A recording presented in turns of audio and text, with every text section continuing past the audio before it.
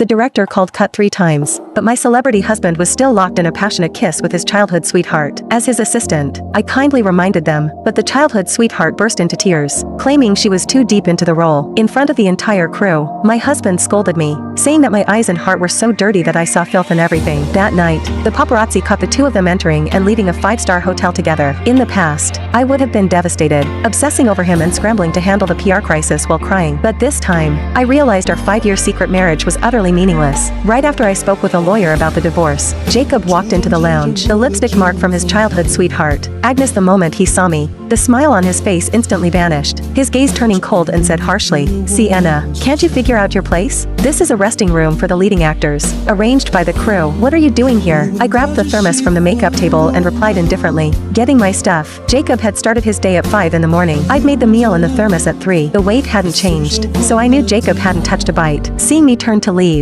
he frowned in displeasure and said again, "Don't bother making food anymore. It's unpalatable." It wasn't the first time he'd said my cooking was bad. In the past, I would have exploded, questioning him. "Didn't you say you wanted to eat my cooking for a lifetime? Why is it suddenly disgusting now?" But this time, I didn't even bother to argue. I simply said and walked out the door. Jacob called after me. "There's a crew dinner tonight. The director wants me to discuss the script with Agnes." I pretended not to hear the guilt in his voice and coldly replied, "Okay." After closing the door, I threw the thermos into the trash. The last scene had been filmed close to home, so Jacob hadn't stayed at the hotel. He returned home around 1 a.m. Seeing that I wasn't waiting for him in the living room like I usually did, Jacob pushed open the bedroom door and said impatiently, "Sienna, you know I have trouble sleeping. Why didn't you brew my calming tea?" I pulled the blanket over my head and lazily replied, "I ran out of tea leaves last night. If you want some, order takeout." With a loud bang, Jacob slammed the door and went into the study. That was his way of showing he was angry and in the past. It would have been my cue to spend the night tossing and turning, eventually humbling myself to apologize. But that night, he waited until the next morning and I still hadn't knocked on the study door. The next day, the crew moved filming to a remote mountain outside the city. For once, Jacob allowed me to ride in the van with him. Just as I got into the van, Agnes, wearing a low-cut,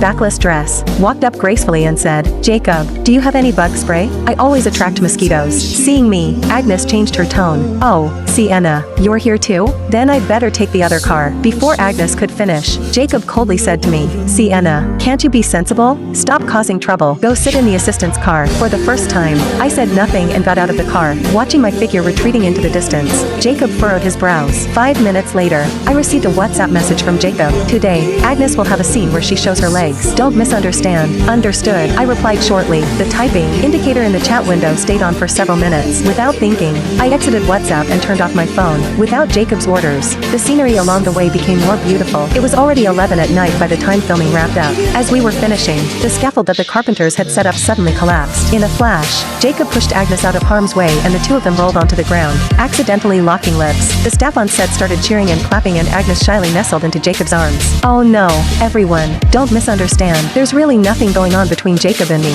she said. Jacob didn't respond or explain but simply tightened his hold on Agnes. I used all my strength to push away the wooden frame pressing on my calf and pulled out the splinter stuck in my flesh. Limping away from the scene, I found a quiet spot to tend to my wound. When I returned to the filming site, I discovered everyone had already left. The surrounding darkness stretched endlessly, accompanied by the howling of wild animals. I curled my injured body into a ball, gripping a tree branch and hid on a stone beneath a large tree, keeping vigilant all night long. It wasn't until dawn that I shakily began my descent from the mountain. Halfway down, my phone finally got a signal and Jacob called, furiously scolding me, "Sienna, you're really something." Huh, not answering my calls and slacking off. "Agnes got bitten by mosquitoes during filming last night. Go to the hospital and get her some medicine." As the most popular actress of the year, Agnes was known for her unpretentious personality, winning her many fans. Everyone knew she didn't hire personal assistants and took care of things herself. But no one knew that Jacob took care of all her personal affairs, delegating tasks to me. When I remained silent, Jacob quickly lost patience and yelled, "Sienna, are you deaf? I'm giving you half an hour. Get back to the set immediately. I'm on the mountain." I replied. There was a moment of silence on the other end of the line before he spoke again. He finally asked, "You spent the night on the mountain? Alone?" Surveying my surroundings, I still felt as if a pair of crimson animal eyes were watching me from behind a tree,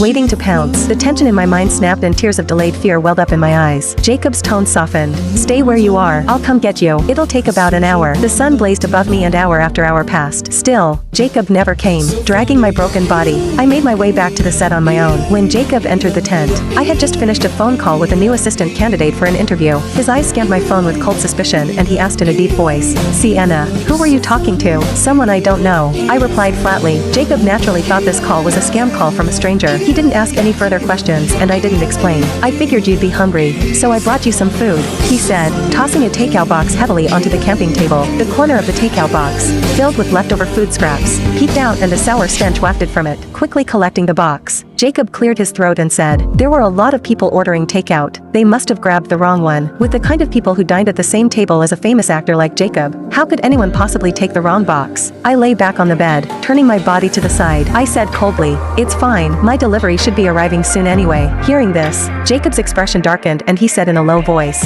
"Why didn't you tell me you were ordering takeout?" "Sienna, I've told you many times. There's nothing going on between Agnes and me. Everything is just for the show, for the sake of creating an on-screen chemistry. I don't understand why you're making such a fuss. Why are you so petty?" Facing the man's explanation, I responded coldly, "I'm not making a fuss, though I was telling the truth." It only fueled Jacob's anger. He threw the takeout box into the trash and said with a sharp tone, "Then why didn't you bring Agnes the medicine? Didn't I tell you it's inconvenient for me to go to the hospital with my public image? It's just a small matter of buying medicine." "Sienna, is this really necessary?" Buying medicine was indeed a small thing, but what about doing laundry and cooking? Agnes claimed she had a germ phobia, insisting all her clothes be hand-washed. So, even when we were filming in the freezing northern winter, with temperatures below -10 degrees, Jacob ordered me to bear the pain of frostbite and hand-wash Agnes's clothes. I remember once when my frostbite was so severe that it bled and stained Agnes's clothes. Upon seeing it, Jacob kicked me out of the hotel, forcing me to wash Agnes's clothes outside in the snow while wearing nothing but a thin nightgown, all because Agnes had casually said, "Jacob, I heard from my relatives that snow can cure frostbite." In Jacob's eyes, I had always been an obedient servant, following his every command without question. But after 5 years of being a servant,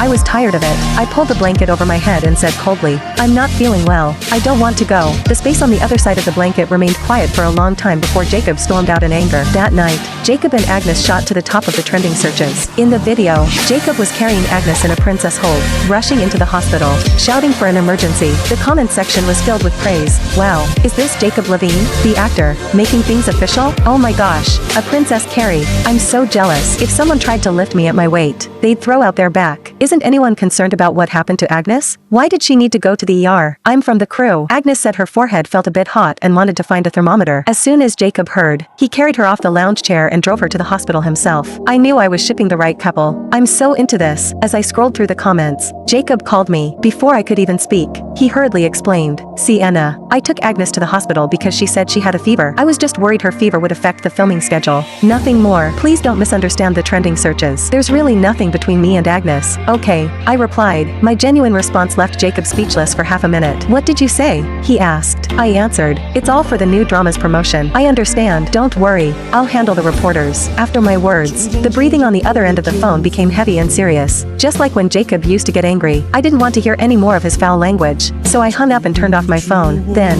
using my work phone, I contacted the most influential entertainment journalists in the country, asking them to blow up the news about Jacob carrying Agnes in a princess hold to the hospital. The journalists were taken aback when they heard my request. "Miss Hubert, are you sure you want to do this?" I couldn't blame them for their surprise. In the past, I had always paid to suppress these kinds of stories, explaining them away as part of the filming process. But this time, I wasn't going to do that. Since I was already preparing for a divorce, I needed to protect our shared assets, ensuring I could get more in the division of property. I said, "But I have one condition." The entertainment reporters paused and said, "Miss Hubert, please go ahead." I said again, "I want 50% of the profits. If you agree, we'll sign the contract right away and get started. I can even provide you with more authentic material." My confidence excited the journalists even more. After all, no news was more sensational than a romance involving a superstar actor. The next day, Jacob and Agnes's childhood sweetheart romance was exposed, quickly dominating the top 3 trending searches. Instead of dealing with it, I had scheduled an interview with a new assistant. That night, Jacob, who was filming in another city, surprisingly rushed home.